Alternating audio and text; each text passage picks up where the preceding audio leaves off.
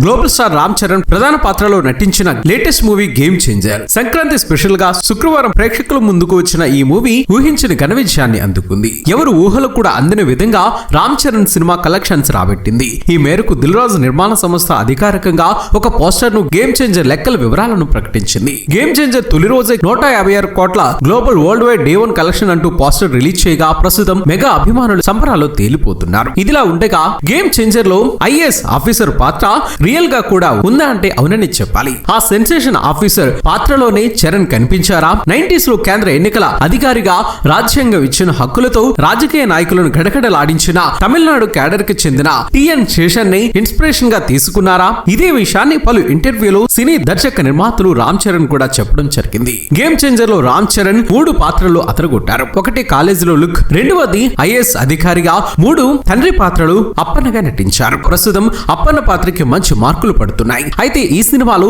Charan IAS అధికారిగా నటించిన పాత్రకు రియల్ లైఫ్ ఐఏఎస్ అధికారి ఇన్స్పిరేషన్ గా తీసుకున్నారు. తిరునల్లై నారాయణ అయ్యర్ శేషన్, టిఎన్ శేషన్. ఈ పేరు 90s లో ఓ సెన్సేషన్. ఆయన తీరు నేటికి ఓ ఇన్స్పిరేషన్. ఇక ఆయన గురించి నమ్మలేని నిజాలను ఈ వీడియోలో మనం తెలుసుకుందాం. వీడియో చాలా ఇంట్రెస్టింగ్ గా ఉంటుంది. ఇలాంటి ఎన్నో ఇన్ఫర్మేటివ్ వీడియోస్ కోసం మీ సపోర్ట్ గా జస్ట్ ఒక లైక్ చేయండి చాలు. మరి ఇక్కడ మెగా ఫ్యాన్స్ ఎంతమంది ఉన్నారు? ఫటాఫటా లైక్ కొట్టేయండి.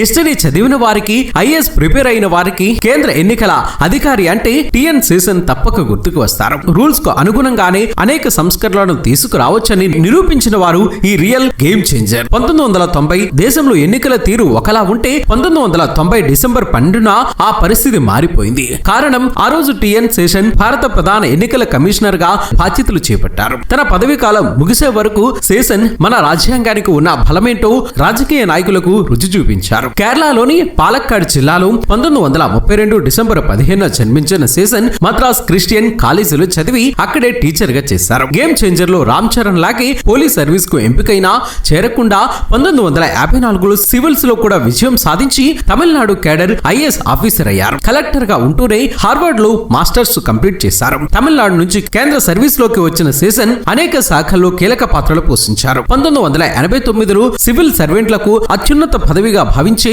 భారత కేబినెట్ కార్యదర్శిగా నియమితులయ్యారు. ప్రణాళిక సంఘం సభ్యుడిగాను కొనసాగారు. అనంతరం 1990లో శేషన్ ను కేంద్రం ఎన్నికల ప్రధాన కమిషనర్ గా నియమించింది. ఇక అప్పటి నుంచి దేశ రాజకీయాలను ఒక ఊపు ఊపేశారు. రాజ్యాంగం ఇచ్చిన అధికారాలను నిక్కచ్చిగా పాటించి నాయకులనే కాదు పార్టీలను కూడా గడగడలాడించారు. ఈయన్ని పని బకాసురుడు అని పిలుస్తారు. 1985-88 మధ్య అడవులు పర్యావరణ మంత్రిత్వ శాఖ మంత్రిగా పనిచేసే సమయంలో తెహ్రీ సర్దార్ సరోవర్ ప్రాజెక్టులు వ్యతిరేకించారు. 1989లో భారత కేబినెట్ కార్యదర్శిగా నియమితులయ్యారు. ప్రణాళిక సంఘం సభ్యుడిగాను పనిచేశారు. అనంతరం 1990 డిసెంబర్ 12న శేషన్ ను కేంద్ర ఎన్నికల ప్రధాన కమిషనర్ గా నియమించింది. అప్పటి న్యాయశాఖ మంత్రి శేషన్ స్నేహితుడైన సుబ్రహ్మణ్య స్వామికి ఈ విషయంలో కీలక పాత్ర పోషించారు. తాను పనిచేసే ప్రతి శాఖలోనూ తన మార్కు చూపించిన శేషన్ భారత ఎన్నికల ప్రక్రియలో ఎన్నో సంస్కరణలు తీసుకువచ్చారు. చెన్నై ట్రాన్స్పోర్ట్ కార్పొరేషన్ చైర్మన్ గా ఉన్నప్పుడు నేరుగా సమస్యలను అర్థం చేసుకోవడానికి ప్యాసింజర్ బస్సులను కూడా నడిపారు.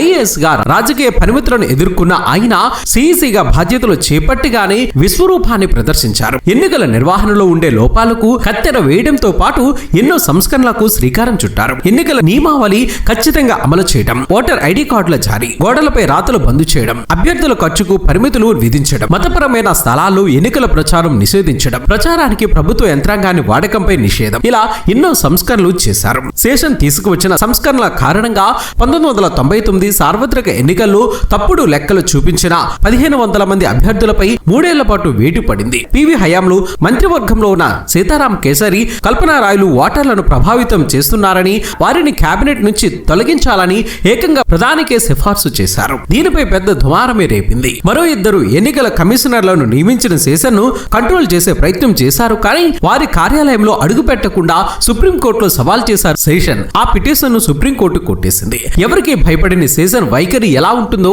కాశ్మీర్ అగ్రనేత షేక్ అబ్దుల్లా కూడా రుచి చూశారు. నెహ్రూ హయాంలో షేక్ అబ్దుల్లాను తమిళనాడు కొడైకెనాల్ లేక్ ఒడ్డున ఉన్న హోటల్ లాఫింగ్ హోటల్స్ లో గృహ నిర్బంధంలో ఉంచారు. శేషన్ అప్పుడు మదురై జిల్లా కలెక్టర్. షేక్ బయటకు పంపించే ప్రతి లేఖ తాను చదవాలి అనేవారు. అబ్దుల్లాకు అది నచ్చలేదు. మన్నాడు లేఖపై to doctor S Radhakrishnan, president of India అని రాసి ఇప్పుడు ఎలా చదువుతావు అన్నట్లు చూశారు. కానీ అదేమీ పట్టించుకున్న శేషన్ ఆ లెటర్ కూడా తీసి చదివారు. అందుకు నిరసనగా నిరాహార దీక్ష చేస్తా అన్నారు అబ్దుల్లా. ఇది నా విధి, మీరు దీక్ష శిక్ష చేస్తే ఎవరు నీళ్ల గ్లాసు కూడా ఇవ్వరు అని తేల్చి చెప్పారు. ఎన్నికల సంస్కరణకు రామన్ మెగాసెసి అవార్డును అందుకున్నారు శేషన్. సిఈసిగా పదవి విరమణ చేశాక రాజకీయాల్లో అడుగుపెట్టారు. ఇక శేష జీవితాన్ని భార్య జయలక్ష్మితో కలిసి చెన్నైలోని ఆశ్రమంలో ఉండిపోయారు. వీరికి పిల్లలు లేరు. శేషన్ గారు 2019 నవంబర్ 10న చెన్నైలో కన్నుమూశారు. ఇక ఈయన స్ఫూర్తితోనే గేమ్ చేంజర్ లో రామనందన్ పాత్రను డిజైన్ చేశారు మేకర్స్. చరణ్ కూడా ఇంటర్వ్యూలో మాట్లాడుతూ తన పాత్రకు ఇన్స్పిరేషన్ అయిన అధికారి వీడియోలు తను చేసిన వర్క్ ను చెక్ చేసుకునేవాడినని చెప్పారు. అంత గొప్ప వ్యక్తి క్యారెక్టర్ లో నటించడం గర్వంగా ఉందన్నారు. ఏది ఏమైనా గేమ్ చేంజర్ సినిమా భారీ విజయాన్ని అందుకుని మరో దేశం గర్వించదగ్గ సినిమా అవ్వాలని మనము మనస్ఫూర్తిగా కోరుకుందాం. మరి రామ్ చరణ్ నటన మీకు ఇష్టమైతే ఈ వీడియోను లైక్ చేసి మీ సపోర్ట్ ను మాకు అందించండి ఫ్రెండ్స్. మేము చేసే ప్రతి వీడియో వెనుక చాలా కష్టం ఉంటుంది. ఆ కష్టానికి మీరిచ్చే ప్రతిఫలం ఒక లైక్ కొట్టి సబ్స్క్రైబ్ చేసుకోవటమే. చేస్తారు కదా ఫ్రెండ్స్.